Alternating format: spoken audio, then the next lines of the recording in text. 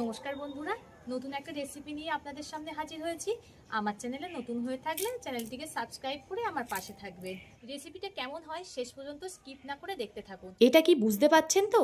এটা হচ্ছে পুঁইশাকের মিটুলি। অনেকে বুঝতে পান না যে মিটুলি কেমন ভাবে কাটবে। তো আজকে আপনাদের কাটা থেকেই দেখাচ্ছি। মিটুলি কাটা কিন্তু খুবই সহজ। এই ছোট ছোট টুকরে কেটে নিতে হবে। আমি কিন্তু এখানে শুধু মিটুলি দেব না, অনেক সবজি দেব। তো সব সবজি কাটা দেখাতে গেলে ভিডিওটা তো অনেক বড় হয়ে যাবে, তাই আমি শুধু মিটুলি কাটাটাই দেখালাম। মিটুলি কাটা কিন্তু খুবই সহজ। তো এইভাবে সব মিটুলিগুলোকেই কেটে নেব। এদিকে একটা কড়া গরম হতে বসিয়ে দিয়েছিলাম। কড়াটা গরম হয়ে গেছে, এতে দিয়ে দেবো সর্ষের তেল। তেলটা গরম হয়ে গেছে, এতে দিয়ে দেবো 5 ফোড়ন। এবার কেটে রাখা আলুগুলো দিয়ে দেবো। আলুগুলো একটু হালকা ভেজে নিতে হবে। আলু হালকা লাল লাল করে ভেজে নিয়েছি। এবার শিমগুলো দিয়ে দিলাম। দিয়ে দেবো বরবটি। আলুর সঙ্গে শিম বরবটি খুব ভালো করে ভেজে নিতে হবে। এই সবজিগুলো মোটামুটি ভাজা হয়ে গেছে। এবার মিষ্টি কুমড়ো দিয়ে দিলাম।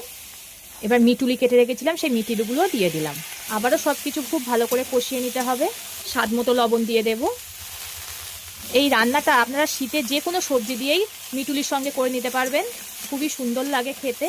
এবার এর মধ্যে দিয়ে দেবো একটা বড় সাইজের পেঁয়াজ কুচি, একটা টমেটোকে লম্বা করে কেটে রেখেছি সেটা দিয়ে দিলাম, আর একটা কাঁচা লঙ্কা। আবারও সব কিছু খুব ভালো করে কষিয়ে নিতে হবে। এবার এতে লম্বা করে কেটে রাখা বেগুনগুলো দিয়ে দিলাম। সব কিছুর সঙ্গে বেগুনটাকেও খুব ভালো করে কষিয়ে নিতে হবে। সব কিছু খুব ভালো করে কষে এসছে। এবার এতে পরিমাণ মতো হলুদ গুঁড়ো দিয়ে দিলাম। শীতের দিনে এমন সবজি রান্না করলে ভাত আর রুটির সঙ্গে আর কিছুই লাগবে না, এই সবজি দিয়েই খাওয়া হয়ে যাবে।